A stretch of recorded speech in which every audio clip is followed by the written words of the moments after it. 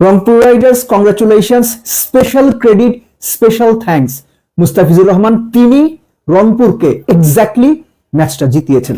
তিনি যেভাবে রংপুরকে জিতিয়েছেন কিংবা জেতাচ্ছেন বা জেতাতে সাহায্য করছেন, ঠিক একইভাবে মেহেদী হাসান মিরাজ, তিনি যেন ক্যাপ্টেন হয়ে ক্রিকেট খেলা ভুলে গেছেন, যা ইচ্ছা তাই করছেন এবং সিলেটকে ডোবাচ্ছেন। আমি বলছি স্পষ্ট করে, মেহেদী হাসান মিরাজ যেভাবে পারফর্ম করছেন, যেভাবে বাজে ক্যাপ্টেন্সি করছেন, যেভাবে শুধু নিজের দিকে ফোকাস করছেন, সেলফিশ ক্রিকেট খেলছেন, সিলেটের ভরাডুবির কারণ মেহেদী হাসান মিরাজ। নাইম শেখ কেন তিনি কোটি টাকার প্লেয়ার সেটা আস্তে আস্তে প্রুফ করা শুরু করেছেন, বাট ফার্স্ট মেহেদী হাসান মিরাজ না, নাইম শেখ না, মুস্তাফিজুর রহমান। প্রাণ সসের মাখামাখি টেস্ট বার্গারকে করে তোলে আরো ইয়ামি, আরো জোস। প্রাণ সস, সসের বস। 18 বলে 25 রান দরকার, 50 করা সেট ব্যাটসম্যান বা 50-র কাছাকাছি জায়গার সেট ব্যাটসম্যান মোহাম্মদ মিঠুন উইকেটে। মুস্তাফিজ 18 এবং 20 নম্বর ওভার করলেন। 18তম ওভারে 2, 20 নম্বর ওভারে 4। এর মধ্যে 18তম ওভারে তিনি শামীম পাটোয়ারির উইকেট নিলেন। 4 ওভার 23 রান, 1 উইকেট। কিন্তু শেষ 2 ওভারে মুস্তাফিজ রান দিলেন মোটে 6, একা হাতে রংপুরকে জিতিয়েছেন। ঢাকা জেতা ম্যাচ হেরেছে। ছোট্ট করে বলে রাখি, মোহাম্মদ মিঠুন ক্যাপ্টেন, 38 বলে 56 নট আউট ছিলেন। বেশ ভালো ইনিংস মনে হচ্ছে, ভুলে যাবেন না। মোহাম্মদ মিঠুন 38 বলে 56, নাম্বারগুলো খেয়াল করেন। তার ফেস করা শেষ 10 বলে তিনি মোটে 9 রান করেছেন, একটা বাউন্ডারি হাঁকাতে পারেননি। সেট ব্যাটসম্যানের এমন ব্যাটিং এর ব্যাখ্যা কি? নাকি শুধুই মুস্তাফিজের ব্রিলিয়ান্স? এই ব্যাখ্যা মিঠুন ভালো দিতে পারবেন, কিন্তু মুস্তাফিজের ব্রিলিয়ান্সই রংপুর ম্যাচ জিতেছে।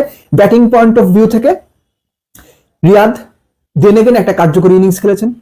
খুশদিল শাহ আমরা জানি 15 থেকে 20 এই সময়টাতে তার ব্যাটিং স্ট্রাইক রেট 180-র কাছাকাছি। এই ম্যাচেও 38 করেছেন ওই 180-র মতো স্ট্রাইক রেটে। পার্টিকুলারলি একজনের কথা আলাদা করে বলতে হয়, যে ঢাকা ক্যাপিটালস ম্যাচ হেরেছে, এজন্য ধরেন আপনি চাইলে ইন্ডিভিজুয়াল XYZ দোষ দিতে পারেন। যদি 3 জন এরকম দায়ী ক্রিকেটার খুঁজে বের করেন, সাইফ তার মধ্যে একজন।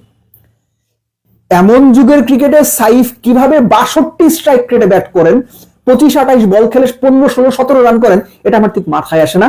এই বিপিএল এ সব জাতীয় দলের পারফরমারদের মধ্যে বা ক্রিকেটারদের মধ্যে বা বিশ্বকাপ স্কোয়াডের ক্রিকেটারদের মধ্যে নুরুল হাসান সোহান এবং সাইফ হাসান, 2 হাসান, এদের মতো জঘন্য পারফরমার আর কেউ নাই।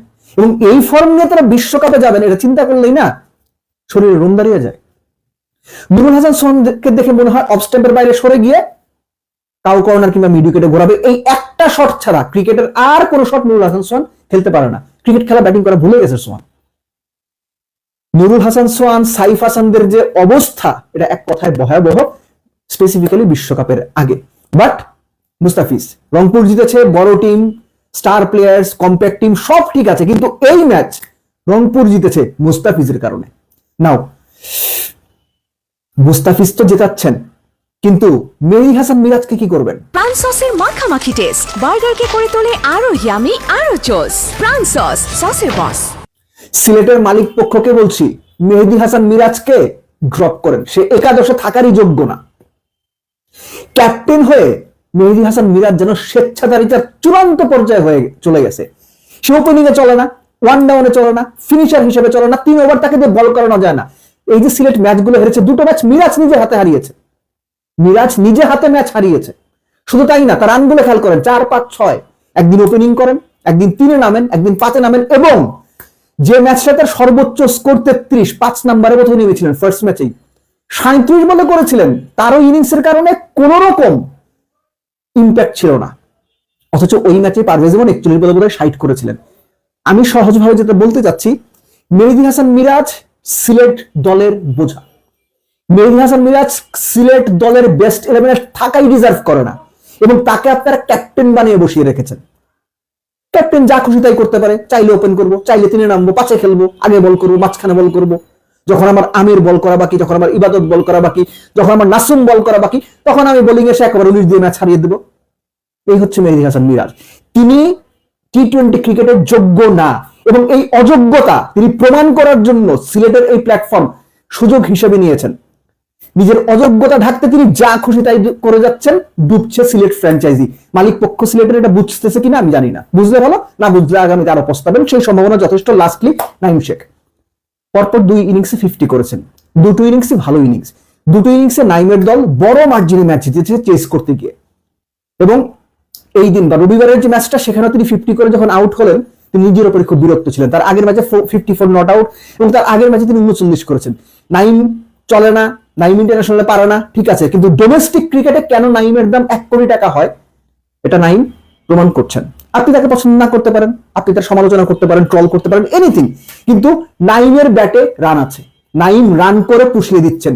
কিন্তু নাইম রান করলে তো কাজ হবে না জাতীয় দলের, রান করতে হবে সাইফকে, রান করতে হবে তানজিদ তামিমকে, রান করতে হবে লিটনকে, রান করতে হবে সোহানকে। আনফরচুনেটলি বাংলাদেশ যে 7 জন ব্যাটার বিশ্বকাপ দলে রেখেছে বিপিএল এ, এদের কেউই এখনো পর্যন্ত হলফ করে বলা যাবে না, শুধুমাত্র পারভেজ ইমন ছাড়া, যে খুব ভালো টাচে রয়েছেন, নিয়মিত রান করছেন। সো বাংলাদেশ ন্যাশনাল টিমের যারা বিপিএল এর টপ প্লেয়ার হিসেবে খেলছেন তাদের ব্যাটিং এর অবস্থা কিন্তু ভালো না। এর মধ্যে সবচেয়ে শোচনীয় সাইফ হাসান, নুরুল হাসান সোহান এবং তানজিদ তামিমের অবস্থা। সেই সঙ্গে ছোট করে যোগ করে নিন ক্যাপ্টেন লিটন দাসও খুব ভালো টাচে নেই। এটা মোটামুটি ডান। এই আলোচনাটা এখন এই পর্যায়ে পর্যন্তই রয়েছে। নেক্সট 48 আওয়ার্স এর মধ্যেই বাংলাদেশের ম্যাচেস সরানোর ব্যাপারে আনুষ্ঠানিকভাবে সিদ্ধান্ত জানিয়ে দেবে international cricket council, and they are considering বাংলাদেশের যে দাবিটা, সেই দাবিটাকে তারা কনসিডার করছে, যেহেতু এখানটায় পুরো ফল্ট ইন্ডিয়ান ক্রিকেট বোর্ডে, তাদের গভর্নমেন্টের, কলকাতা নাইট রাইডার্সের।